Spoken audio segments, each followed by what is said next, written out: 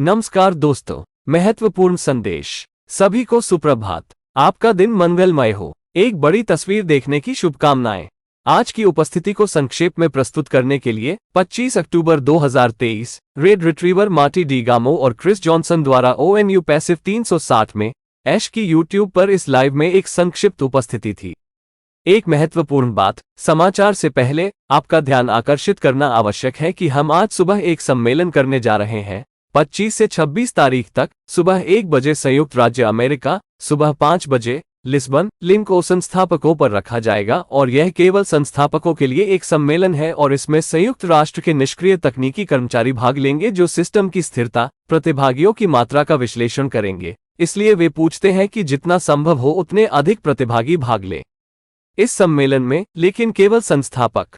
आज सुबह होने वाले इस सम्मेलन के अलावा 26 अक्टूबर 2023 को एक और सम्मेलन भी होगा जिसमें अन्य संयुक्त राष्ट्र निष्क्रिय सदस्यों, अन्य संयुक्त राष्ट्र निष्क्रिय कर्मचारियों की उपस्थिति के साथ यह एक कॉर्पोरेट वेबिनार सम्मेलन नहीं होगा, लेकिन केवल OAS से, जिसमें वो इस सम्मेलन को आयोजित करने का इरादा रखता है। ये 100% निश्चित नहीं है, लेकिन वह इस सम्मेलन को आयोजित करने का इरादा रखता है जिसमें वो अधिक गहराई से अपडेट प्रसारित करेगा। आज कुछ अपडेट थे, हल्के फुल्के, लेकिन कल दूसरे प्रकार के समाचार होंगे, दूसरे प्रकार के अपडेट होंगे। उनमें से प्रत्येक के बारे में अधिक विशेष रूप से बात की जाएगी। इस सम्मेलन का लिंक फिर बैक ऑफिस में रखा जाएगा। कृपया ध्यान दें कि यह आज सुबह भी वही सम्मेलन हो सकता है। ये स्पष्ट नहीं है कि 2 सम्मेलन होंगे, एक संयुक्त राष्ट्र निष्क्रिय तकनीकी स्टाफ परीक्षणों के लिए या उसी सम्मेलन में OAS द्वारा अपडेट भी जारी किया जाएगा, लेकिन हम तब करेंगे अगले घंटों में। अधिक जानकारी के लिए प्रतीक्षा करें।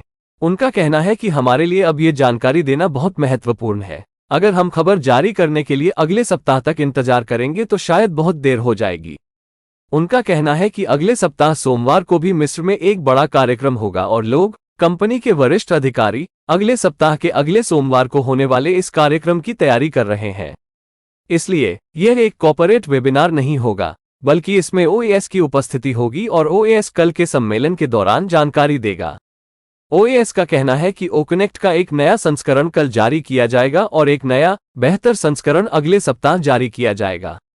अगले कुछ दिनों में हमारे पास एक सुविधा होगी जो YouTube के माध्यम से लाइव स्ट्रीमिंग होगी, इसलिए हम OConnect के माध्यम से सम्मेलन आयोजित करने में सक्षम होंगे और साथ ही इस सम्मेलन को कई चैनलों पर YouTube पर अग्रेषित कर सकेंगे, चाहे हमारे पास कितने भी चैनल हों, और इसे कॉन्फ़िगर करना बहुत आसान है।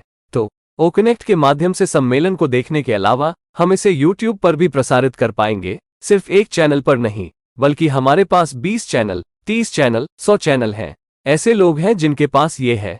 मैं गूगल के 100 खाते हैं, इसलिए आपके पास जितने अधिक खाते होंगे, आपके सम्मेलनों की दृश्यता उतनी ही अधिक होगी। इसलिए कोई अतिरिक्त लागत नहीं होगी और इसे स्थापित करना बहुत आसान है। यह अगले कुछ दिनों में उपलब्ध होगा। वास्तव में रिकॉर्डो ने पिछले सम्मेलनों में यहां तक कहा था कि यह OConnect के ट्रैफिक के लिए थोड़ा हानिकारक होगा। लोग सम्मेलन की सदस्यता लेने के लिए लॉग इन करने के बजाय इसे YouTube पर देखेंगे, है ना? वो अपने पास आए अनुरोधों को गिनता है बाह्य रूप से और बाजार से एक कॉन्फ्रेंस प्लेटफॉर्म के लिए YouTube और सोशल नेटवर्क पर भी स्ट्रीम किया जाना था और फिर उन्होंने इस कार्यक्षमता को स्वीकार करने का निर्णय लिया। इसलिए अगले कुछ दिनों से हमारे पास OConnect में ये कार्यक्षमता होगी जो बिना चैनल सीमाओं के YouTube के माध्यम से सम्मेलनों को प्रसारित करने की क्षमता रखती है। इसलिए इसे कॉन्फ़िगर करना बहुत आसान है। ये बहुत महत्वपूर्ण है। इसे कॉन्फ़िगर करना बहुत आसान होगा और पहले से ही कीमत के भीतर, क्योंकि ये कंपनियां आमतौर पर प्रत्येक चैनल आदि के लिए अतिरिक्त कीमत लेती हैं, लेकिन OnePassive में पैकेज में सब कुछ शामिल है। एक अन्य महत्वपूर्ण विशेषता सत्रों, सम्मेलनों का स्थानांतरण है। इसलिए हम एक सम्मेलन बनाते हैं और हमारे पास संभावना नहीं है, उदाहरण के लिए, उस सम्मेलन का मेजबान बनने के लिए हम किसी अन्य OnePassive उपयोगकर्ता, किसी अन्य OnePassive सदस्य का ईमेल दर्ज कर सकते हैं। संबद्ध या जिसका OnePassive के साथ खाता है, हम उस ईमेल को संबद्ध करते हैं और वो व्यक्ति मेजबान बन जाता है और इन सम्मेलनों का प्रबंधन कर सकता है। इसलिए OnePassive प्लेटफॉर्म और इकोसिस्टम के उपयोगकर्ताओं के बीच कॉन्फ्रेंस ट्रांसफर करना बहुत आसान है। ऐश का कहना है कि आने वाले हफ्तों में OConnect की ओर से कई सुविधाएं होंगी। उन्होंने गारंटी दी कि नवंबर के अंत में OConnect वायरल हो जाएगा। इसलिए बेरहमी से ये हर जगह एक वायरल प्लेटफॉर्म होगा। इसलिए इसमें नई सुविधाओं के साथ ये होगा दुनिया भर में किसी भी अन्य सम्मेलन मंच को टक्कर देगा। इसलिए नवंबर के अंत तक इसमें इसके लिए सभी आवश्यक सुविधाएं होंगी। हमारे पास डायनेमिक व्यू भी हो सकता है। एक डायनेमिक व्यू, यदि कोई प्रतिभागी है तो स्क्रीन स्वचालित रूप से हमारे पास मौजूद स्क्रीन, जिस प्लेटफॉर्म पर हम कॉन्फ्रेंस देखने जा रहे हैं या पैनल पर मौजूद लोगों की संख्या के अनुसार समायोजित हो जाएगी। इसलिए इसे स्वचालित रूप से समायोजित किया जाएगा। अन्य सुविधाओं के अलावा डायनेमिक व्यू को डायनेमिक व्यू कहा जाता है। फिर उन्होंने ओवरफाई के बारे में भी बात की। ओवरफाई का लॉन्च पूरा होने के बहुत करीब है और वॉल्यूम के मामले में केवल एक चीज बची है। तकनीकी शब्दों में सब कुछ पहले ही हो चुका है। वॉल्यूम के मामले में केवल एक चीज बची है, लेकिन वे है उस प्रक्रिया को अंतिम रूप देना। एक समय आएगा जब हम सभी को यह साबित करने के लिए अपने खातों को सत्यापित करना होगा कि हम असली हैं, और इसमें अधिकतम 1 मिनट लगेगा। यदि हम निर्देशों का पालन करते हैं तो हमारे खाते को सत्यापित करने में लगभग 1 मिनट लगेगा, और यह बेहद जरूरी है।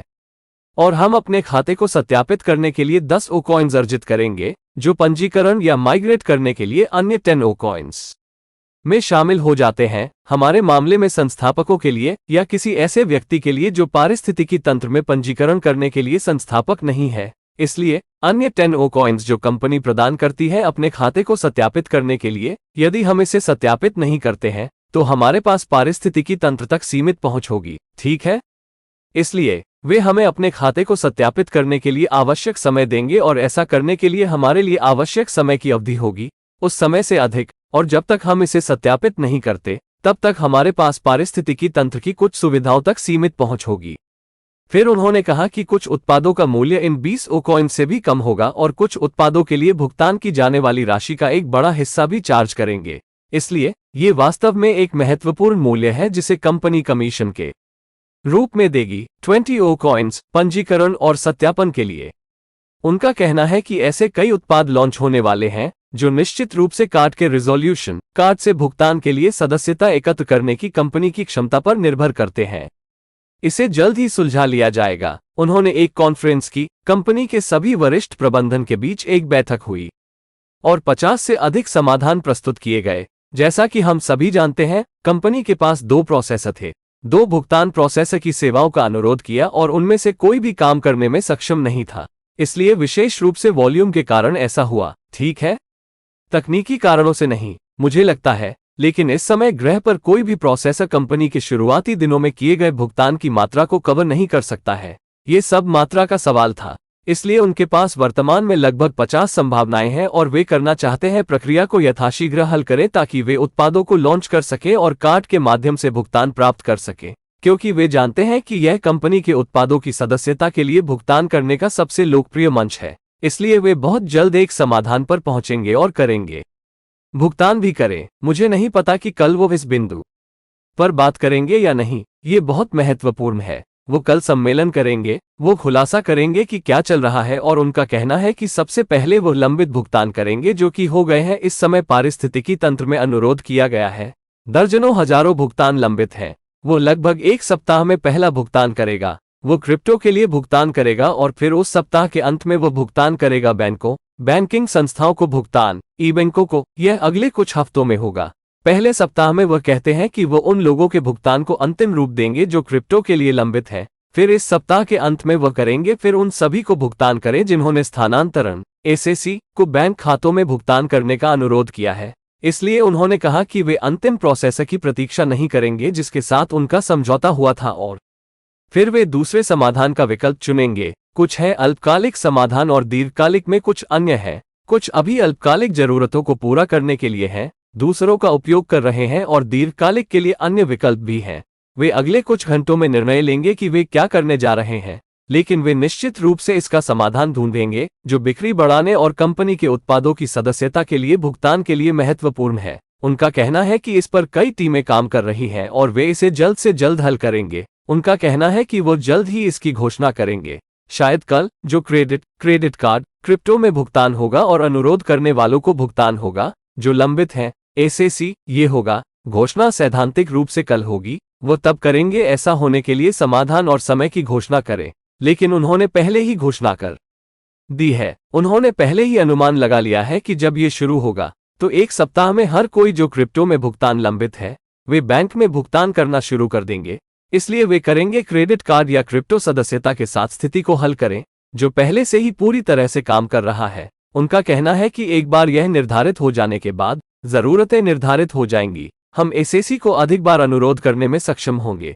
इतना समय बर्बाद किए बिना वह भी हमसे बात की एप्पल के एंड्रॉयड और आईओएस इकोसिस्टम के एप्लीकेशन के बारे में, जो पहले से ही एप्पल और गूगल स्टोर्स में मौजूद है। तो आज भी एक नया अपडेट आया है, आप इसे अपने स्टोर में चेक कर सकते हैं, जिसे आप नए वर्जन में अपडेट कर सकते हैं। एप्लीकेशन आज 25 अक्टूबर को है, इसलिए यह एक उत्कृष्ट एप्लीकेशन है, एक शानदार लेआउट के साथ। मेरी राय में इसमें कुछ चीजों की कमी है, जैसे कि पुर्तगाली में अनुवाद वहां मौजूद नहीं है, क्योंकि यह सभी उपयोगकर्ताओं के लिए है, न कि केवल संस्थापकों के लिए। संस्थापक के बैक ऑफिस में जाने का कोई विकल्प नहीं है, क्योंकि वो विकल्प केवल वेब ब्राउज़र संस्करण में मौजूद है। इसलिए ठीक है, क्योंकि यह एप्लीकेशन जो कंपनी उपलब्ध कराती है वो सभी के लिए है, न कि केवल संस्थापकों के लिए, और इसलिए ऐसा नहीं है हमारे लिए संस्थापकों के बैक ऑफिस में जाने का विकल्प। ठीक है दोस्तों, तो ये OnePass F360 पर ऐश की उपस्थिति का सारांश था। आइए ऐश द्वारा प्रेषित अधिक जानकारी के लिए अगले कुछ घंटों तक प्रतीक्षा करें, ठीक है? शुभकामनाओं सहित मुझे आशा है कि आपको जानकारी पसंद आई होगी और आप संतुष्ट होंगे। धन्यवाद। Please subscribe, like and share this video with the ones you love. Thanks for watching our videos.